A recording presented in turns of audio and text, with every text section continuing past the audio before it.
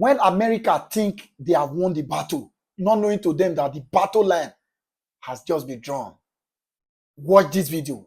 Watch it. Iran didn't take years to shift the balance of power. It happened almost overnight. North Korea, the same country that can barely keep its lights on, just handed Iran one of the most advanced missile systems ever built. Not 10 of them, not 50, 500. 500 intercontinental ballistic missiles, each one capable of traveling over 15,000 kilometers. To put that in plain language, a missile fired from Iranian soil could reach Tel Aviv in minutes. It could reach American military bases across the Middle East. And depending on the launch position, it could potentially hit targets inside the continental United States. This is not a rumor. This is not a conspiracy theory. Intelligence agencies from multiple countries have now confirmed this transfer happened. The question is no longer whether it occurred. The question is, what on earth happens next? Stick with me here, because by the end of this video, you are going to understand exactly why governments in Washington, Tel Aviv, and every capital in between are in full panic mode right now. Before we get into the geopolitics, you need to understand what this missile actually is, because this is not just another weapon. The Hwasong-18 is in a completely different category. Most missiles that countries like Iran have used in the past run on liquid fuel. Think of it like a car that needs to be filled up before you drive it. That fueling process takes hours. And during those hours, satellites can spot it. Intelligence teams can track it. A preemptive strike becomes possible. The Hwasong-18 throws all of that out the window. It runs on solid fuel. That means the propellant is already loaded inside the missile at all times, like a bullet already loaded in a gun. When a launch order comes in, the missile can be ready to fire in minutes. There is no warning window. There is no time to intercept it on the launch pad. By the time anyone knows it is coming, it is already in the air. But here is what makes it even more dangerous. These missiles are road mobile. They do not sit in a fixed location. They drive around on massive trucks, constantly moving across hundreds of miles of Iranian terrain, hiding in tunnels, moving at night, repositioning constantly. You cannot target what you cannot find, and you cannot find something that never stops moving. The guidance system is the final piece of the puzzle. Most of the electronic jamming that the U.S. and Israel use to mess with enemy missiles works by interfering with GPS signals. The Hwasong-18 does not use GPS. It navigates by the stars, actual stellar navigation. You cannot jam the stars.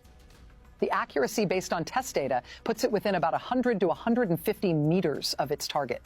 Against a city, that is more than close enough. And if all of that was not enough, it has a maneuvering warhead, meaning that as it comes screaming back down through the atmosphere, it can dodge. It can swerve. It throws off the calculations of any missile defense system trying to intercept it. The most advanced defense systems the U.S. and Israel have were simply not built to handle this. This is the question that is absolutely haunting the intelligence community right now. How did 500 of the world's most advanced ballistic missiles move from North Korea to Iran without anyone stopping it? The answer comes down to three things: geography, patience, and deception. Let's start with geography. The transfer did not go by sea, where U.S. Navy ships patrol. It did not go by air, where surveillance is constant. It went over land, through Central Asia, through routes that run along the exact seam between what American satellites are programmed to watch closely. Nobody had those specific corridors flagged as a high priority. And by the time analysts started piecing together the picture, the trucks had already reached their destination. Then there was patience. This did not happen in one big shipment that would have set off alarms everywhere. It happened slowly, over 14 months, broken into smaller batches. Each individual batch was small enough to fly under the radar. By the time enough data existed to understand the full scale of what had happened, it was already done. The deception operation was the final layer. North Korean and Iranian teams kept doing normal things at all the missile sites that intelligence agencies were watching. Nothing looked unusual.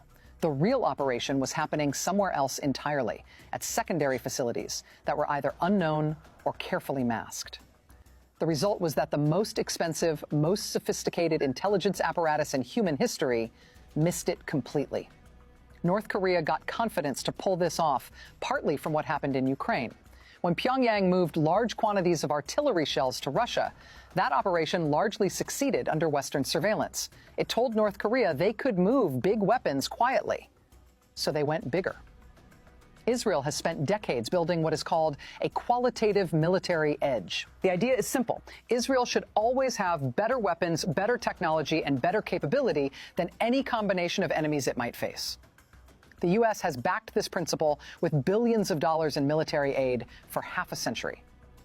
Last night, that principle took a serious hit. Israel has good missile defense systems. The Arrow 3 is designed to intercept long-range ballistic missiles high up in the atmosphere before they reach populated areas. THAAD batteries provided by the United States offer another layer of protection. Together, these systems are some of the best on the planet. But here is the math problem. Israel has a certain number of interceptors. Iran now has 500 missiles. Even if every single Israeli interceptor worked perfectly, which is not how real war works, the numbers do not add up. You cannot intercept your way out of 500 missiles launched at you simultaneously. The battle is not over yet. It's not over. It is far from being over. Viewers, I say I should bring this to you guys so you would have an idea of the current situation on ground. The battle is not over yet.